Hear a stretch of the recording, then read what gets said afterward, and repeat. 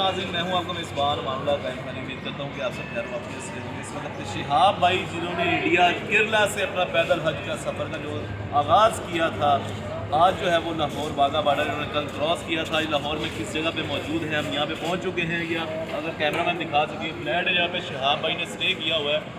आज वो किस टाइम चलेंगे, वहाँ पर वीडियोस आपको दिखाएंगे। शिहाब भाई पाकिस्तान में कितने दिन हैं वो भी आपको डिटेल्स बताएंगे। आगे चलते हैं, आपको मज़ीद इंफॉर्मेशन बताते हैं।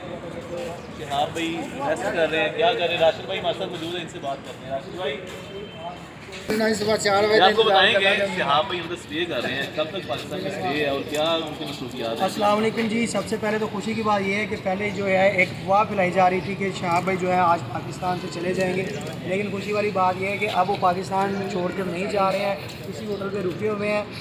10 से 11 बजे वो उठेंगे और 3 बजे जो है अपना दोबारा जो है सफ़र वो स्टार्ट करेंगे, और बाकी जो अपडेट होगी आपको देते रहेंगे। मानुल्लाह भाई से बात करें, इंशाल्लाह आपको तमाम तक कवरेज दिखाई जाएगी। शिहाब भाई की जो पैदल हज के लिए जा रहे हैं, केरला मक्का से निकले हैं और आज पाकिस्तान लाहौर में मौजूद हैं। तमाम तक डिटेल्स आपको बताएंगे। अपना बहुत सारा ख्याल रखिएगा। नेक्स्ट वीडियो का इंतज़ार कीजिएगा। अल्लाह हाफिज़।